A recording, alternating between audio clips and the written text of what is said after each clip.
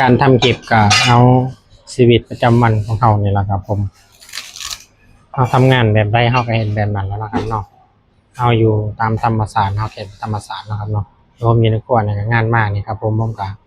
เอาผักกูดมาแล้วก็ถ่ายคลิปหรือว่าถ่ายภาพเนาะครับเนาะชีวิตประจำวันของแต่ละคนหรือสิ่งต่างๆที่อยู่รอบตัวเขาเอามาเป็นคอนเทนต์ได้ครับผมอย่างเช่นผมเนี่ยก็จะเอาการแบบว่าทำกับเขาวในครัวเนาะครับเนาะแล้วจะเอามาเป็นคอนเทนต์นะครับเป็นง่ายๆครับผมชีวิตคอนเทนต์พี่น้องอยู่รอบโต๊ะก็เอาสิ่งต่างๆอยู่รอบโต๊ะมาเฮ็ดคือกันกับผมเนี่ยแหละครับ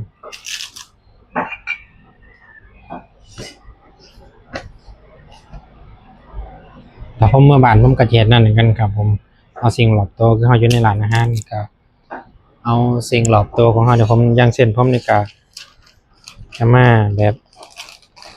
สาธิตการเก็บผักกูดเนาะครับเนาะหรือว่าท่านใดที่ได้ผักกูดมาหลายก็อยากห่อหรือว่าห่อใส่ใบตองสินะครับผมใบ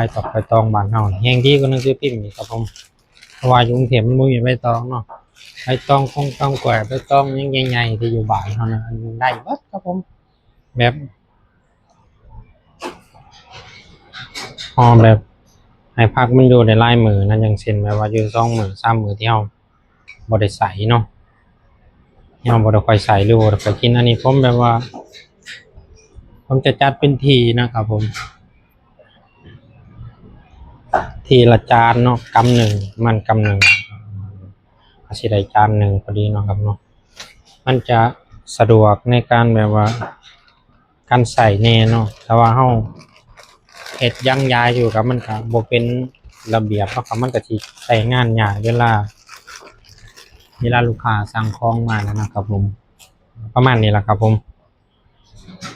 เป็นว่าชีวิตติดคอนเทนต์นะครับเนาะประมาณนี้แหละครับเห็นยังก็อยากถ่ายเอาเป็นครีเอเตอร์นะครับเนาะเพราะว่าผู้เพิ่นบ่ได้เป็นครีเอเตอร์เพิ่นก็มองไปว่ามันไร้สาระนะครับเนาะกันเฮ็ดคลิปก็ถ้ามันบ่ปังวันนี้ก็อาจจะปังวันหน้าก็ได้ครับผมคลิปยังก็แบบว่าถ่ายลงไปเรื่อยๆครับผมคืออย่างเช่นผมนี่ก็ถ่ายลงไปเรื่อยๆครับผมมีหยังผมก็ถ่ายมีหยังผมก็ถ่ายนะครับเนาะนะครับชีวิตของผมแต่ละคนบ่คือกันเพราะว่าอยู่บ้านอยู่ช่องก็ใช้ชีวิตไปอีกแบบหนึงเนาะครับเนาะก็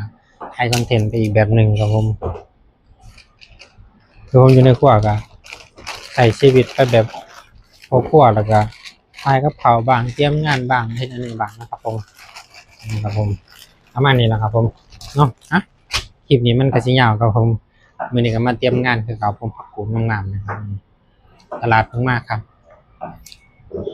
คลิปนี้ก็ฝากให้กำลังใจด้วยนะครับผมที่บ่เอกเฮ็ดลงทุกคลิปก็ฝากให้กำลังใจด้วยนะครับผมขอบคุณหลายๆครับในการรับชมคลิปครับผม